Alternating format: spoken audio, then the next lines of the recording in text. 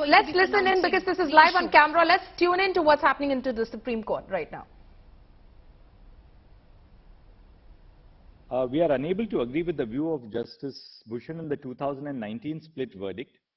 As indicated previously, the majority decision in the 2018 Constitution Bench judgment rendered a broad interpretation of Article 239AA3A to provide NCTD with vast executive and co-extensive legislative powers except in the excluded subjects. A combined reading of the majority opinion and the concurring opinions of Justice Chandrachud and Justice Bhushan indicates that the phrase "insofar as any such matter is applicable to Union territories" does not restrict the legislative powers of NCTD.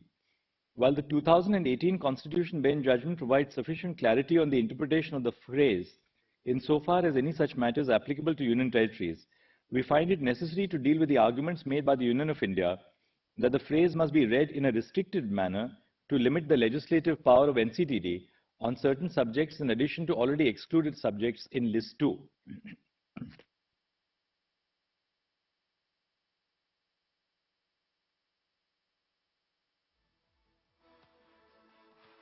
Article 239AA3A confers legislative power to the NCTD.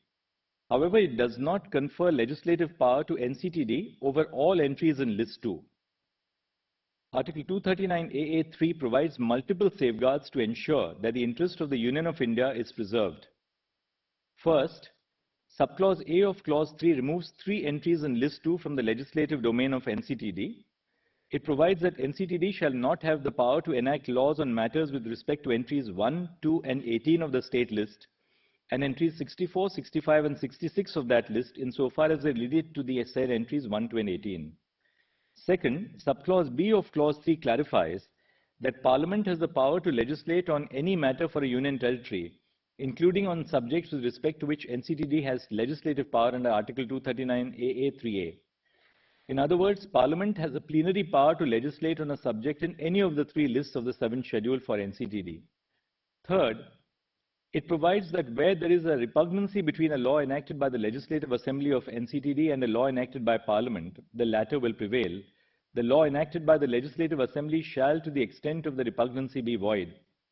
Unlike Article 254, which provides for the overriding power of Parliament only on subjects in the concurrent list, Parliament has overriding power in relation to the NCTD over subjects in both List 2 and List 3. Fourth, the second proviso to Article 239AAC provides that Parliament may enact at any time any law with respect to the same matter by including a law adding to, amending, varying, or repealing the law so made by the Legislative Assembly. Fifth, under 239AA7A, Parliament may by law make provisions for giving effect to or supplementing the provisions in the foregoing clauses of 239AA, and for all matters incidental and consequential thereto. The article stipulates that such law shall not be deemed to be an amendment of the Constitution for the purposes of Article 368, which deals with the power and procedure to amend the Constitution. Thus, Article 239AA3 balances between the interests of NCTD and the Union of India.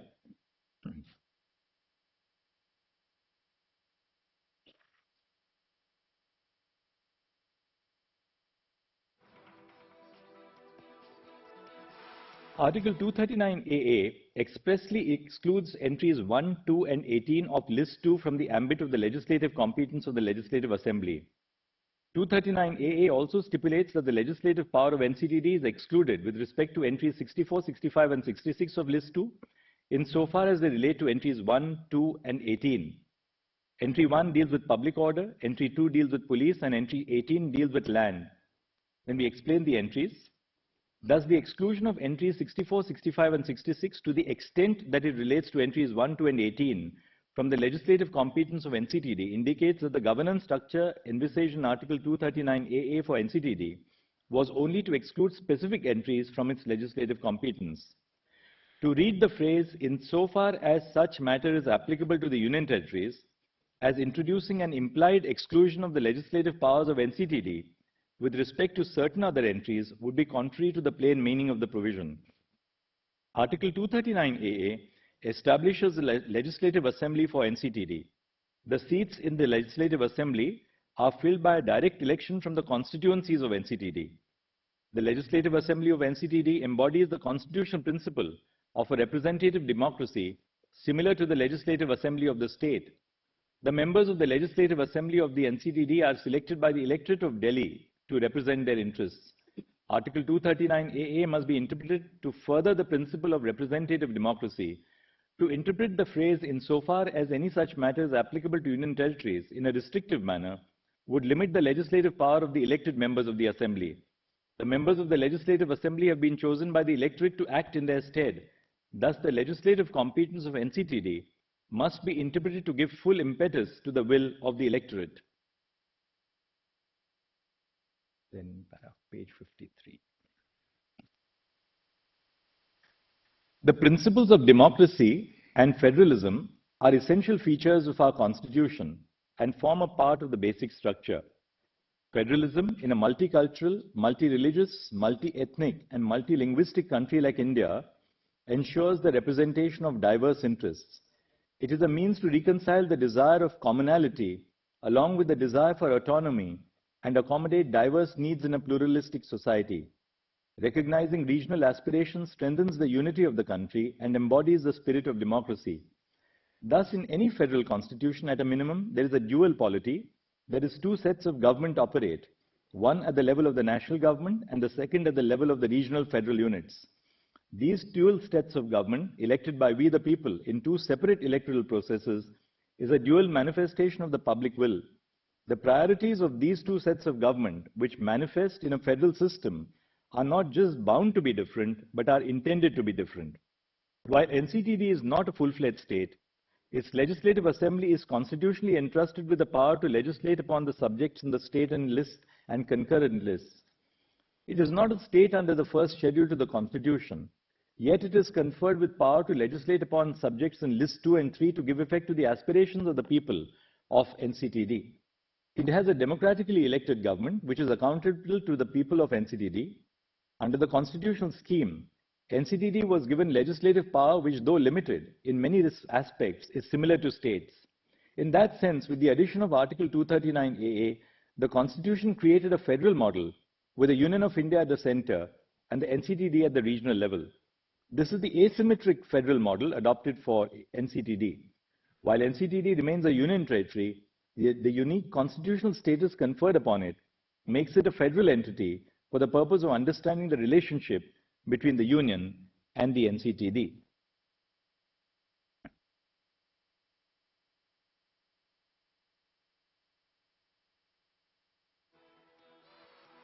A combined reading of Articles 73 and 162 of the Constitution indicates that the Union has exclusive executive power over entries in List 1.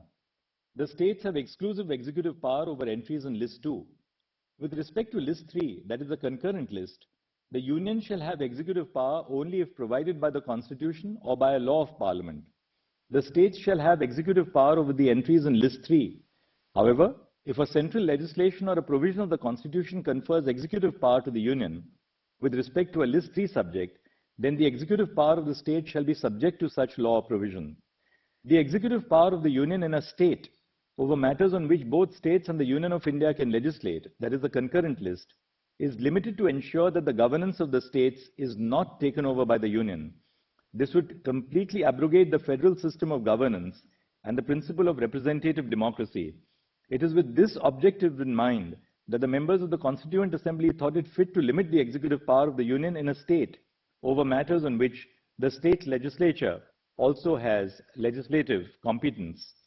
The principle in Articles 73 and 162 would equally apply to the scope of executive power over matters which are within the legislative competence of both the Union and the GNCTD.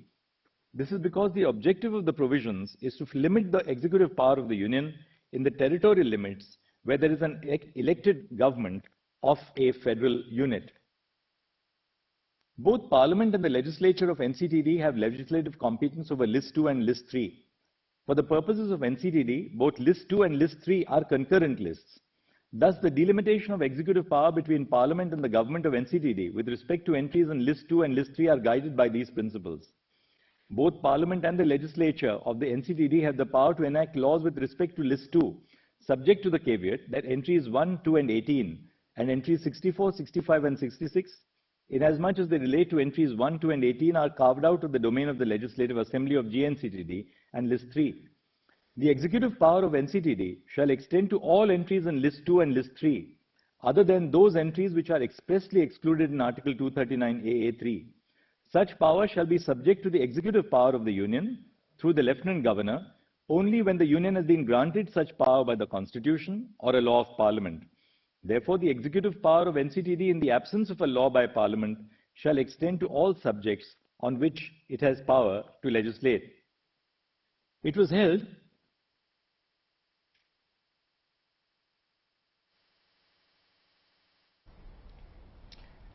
So that is, of course, the Chief Justice of India reading out the unanimous verdict as far as the Delhi government versus LG war is concerned. Let's go across to our reporters who are in fact tracking all those developments, can probably break down the legalese for us. Nalini, what do you understand from so far in terms of what the CJI has said?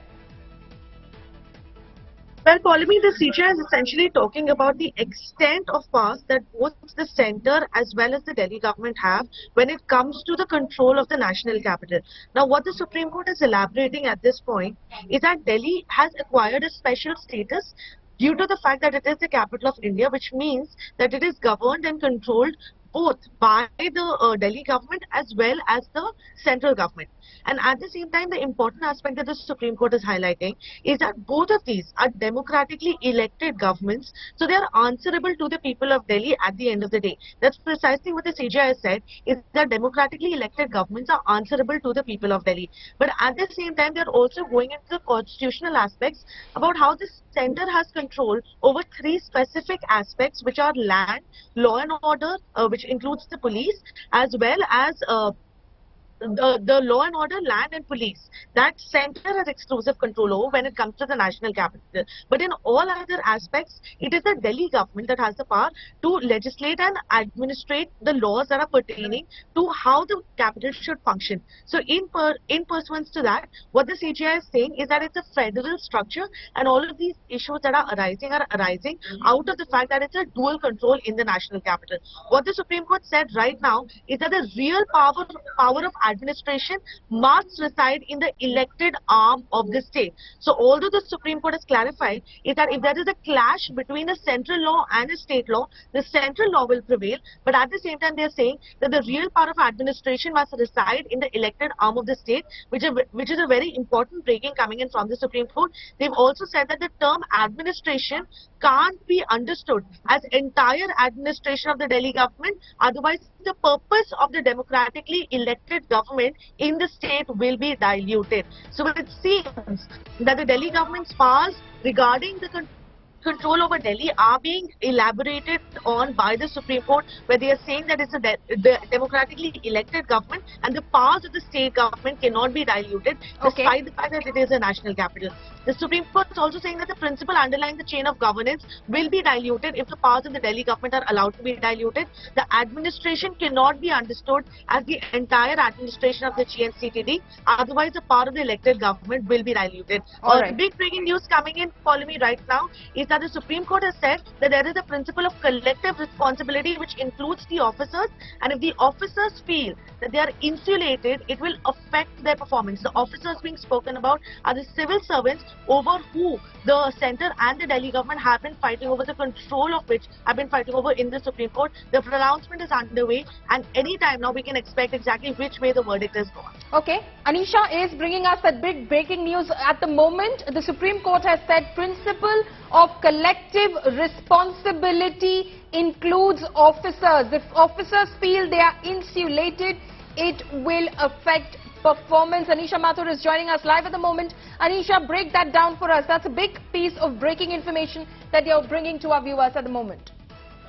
Well, breaking news here, Paulami, the big order from the court that GNCTD ought to have control over services except for the the subjects which are expressly excluded, which means that apart from land, police and law and order, GNCTD ought to have control of services. It's a big win for the Aam Aadmi Party government, which is being read out by the Supreme Court right now. However, there are certain clarifications that are being made by the court that public order, police and land, the services that are there will be excluded from the Delhi government, but the Indian administrative services required for the administration of policies, day-to-day administration of the region will lie with the NCTD. I'm bringing you Anisha, just break. Yes, absolutely. Anisha, just simplify that for us. Does this mean that the Delhi government, the elected government of Delhi, will have control over the transfers and the postings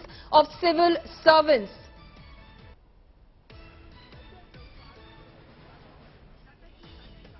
Well, the Supreme Court, Polemy, as I speak, is still reading out the verdict in this particular judgment. It is very, very crucial that what the court has said, that we reiterate that in the light of Article 2000 AA and the 2018 Constitutional Bench judgment, the LG is bound by the aid and advice of the Council of Ministers, which is the elected government of the NCTD, in subjects which are within the state list and the concurrent list. To simply put, it means that outside of public order, police and land, the LG has to listen to and work with the aid and advice of the elected government of Delhi, which is a big win today for the government of Delhi, because the court has specifically said that day-to-day administration, administrative services will be under the control of the elected government. And as I said, Polemy, the Chief Justice is still speaking. What the court is saying is that in view of the discussion, our conclusion is that there is no homogeneous class of union territories in India. NCTD is not similar to other union territories. It has been given a specific separate class. NCTD has been given a class apart from other union territories under the constitution itself.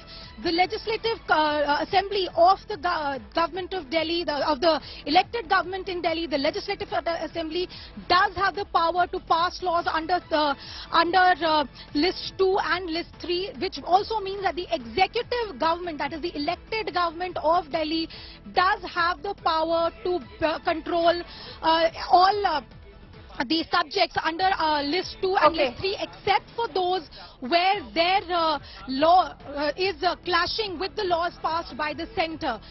What the court is Anisha, just hold on. Just hold on for a moment. We will, of course, soon get a reaction from the Aam Aadmi Party. We believe that Saurabh Bhardwaj will be speaking soon. But quickly, Nalini, coming across to you. Just cut through the clutter for us. Give us the headline.